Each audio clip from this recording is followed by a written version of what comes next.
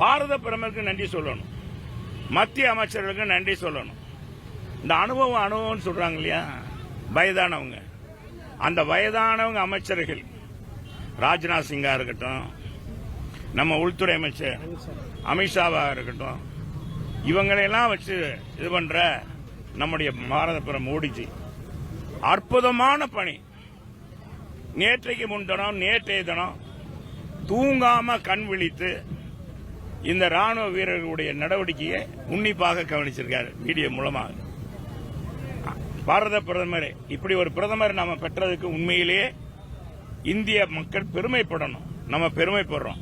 இதை விட்டுட்டு இன்னைக்கு என்னமோ ராணுவ வீரர்களுக்கு, ஏன்னா ராணுவ வீரர்களுக்கு போர்லையா போய் இதுலயா போய் சண்டையா போட்டாங்க, இல்ல தொழில்நுட்ப வளர்ச்சி இந்த கருவியெல்லாம் வாங்கி கொடுத்தது மத்திய அரசு, வாங்கி கொடுத்தவர் பாரத பிரதமர், கேட்டவர் ராணுவ அமைச்சர் ராஜ்நாத் சிங், உள்துறை அமைச்சர்கள்.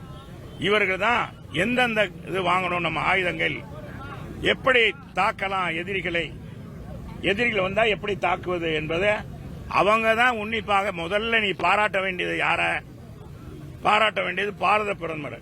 அதை விட்டு ராணுவ வீரர்களுக்கு பாராட்டு தெரிவிச்சு திமுக என்ன நாடகம் ஆடுறாங்க பாருங்க.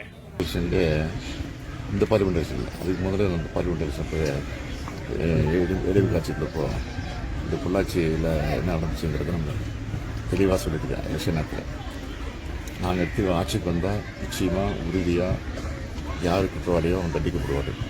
எப்படிப்பட்ட பொறுப்பு இருந்தாலும் சரி, எவ்வளோ பெரிய செல்வாக்கு இருந்தாலும் சரி, நிச்சயமாக தண்டிக்கப்படுவார்னு சொன்னேன். அது நடந்திருக்கு.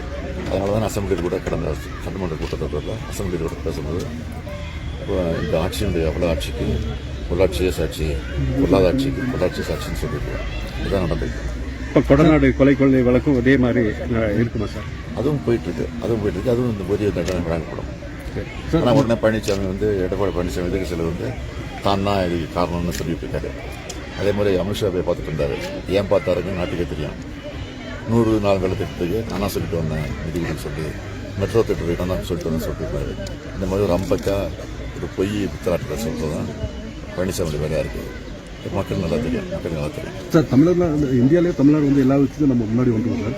இப்போ சமீபத்தில் கூட இந்த ஆபரேஷன் சிந்தூருக்கு சார் தலைமையில் ஒரு பேரணி போய் நல்ல வெற்றிகரமாக முடிஞ்சிருக்கு சார்.